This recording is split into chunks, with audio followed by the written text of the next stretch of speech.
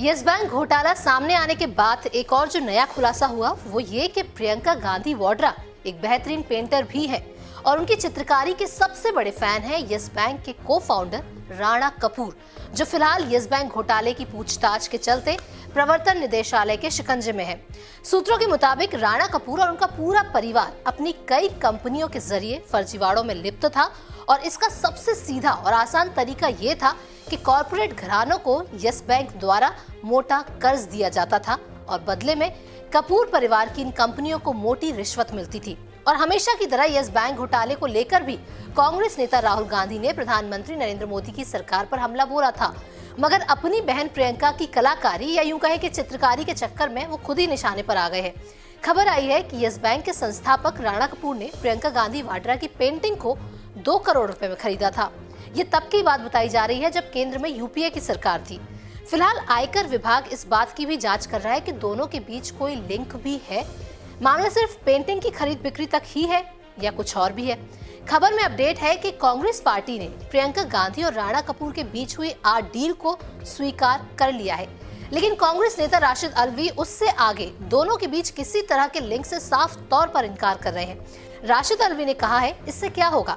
अगर प्रियंका गांधी ने कोई चीज बेची है और किसी ने खरीदी है, खरीदार को देखा नहीं जाता, जो पैसे देता है वो खरीद लेता है।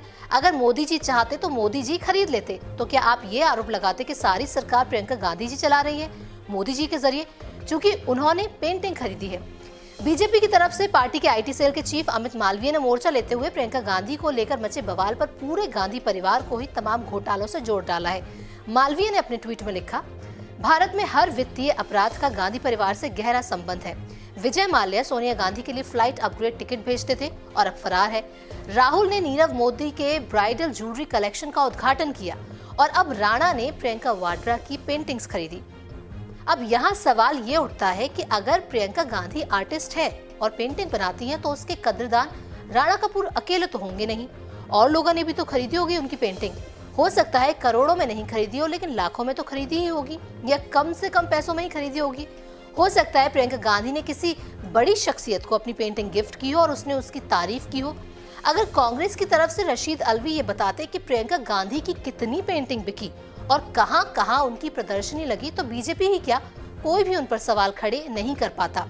मगर प्रियंका गांधी की अब तक सिर्फ एक ही पेंटिंग बिकी है, वो भी यस बैंक के सह संस्थापक राणा कपूर ने खरीदी, तो अजीब तो लगेगा ही।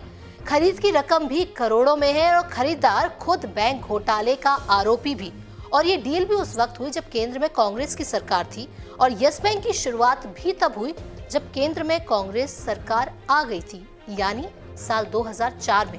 अब ये महज संयोग है या इस घोटाले में कांग्रेस की संलिप्तता है, इस बारे में राणा कपूर से पूछताछ जारी है। मगर इसके साथ ही आपको बता दें कि इस बैंक के स्वामित्व का पुनर्गठन करने की योजना पर भी काम शुरू कर दिया गया है, ताकि बैंक को डूबने से बचाया जा सके और इसमें धन जमा करने वाले इसके ग्राहकों का हित सुरक्षित किया जाए।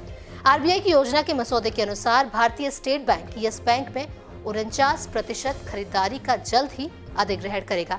आपका हमारी इस खबर पे क्या कहना है? आप अपनी राय हमें कमेंट के जरिए बता सकते हैं। बाकी इसी तरह के और भी न्यूज अपडेट से जुड़े रहने के लिए देखते रहें पंजाब केसरी टीवी। नमस्कार। हमसे जुड़े रहने के लिए हमारे YouTube चैनल को सब्सक्राइब करें और नई वीडियो की नोटिफिकेशन के लिए बेल आइकॉन को दबाएं। अगर आप ये वीडियो Facebook पर देख रहे हैं तो लाइक जरूर करें और ज्यादा से ज्यादा शेयर करें। धन्यवाद।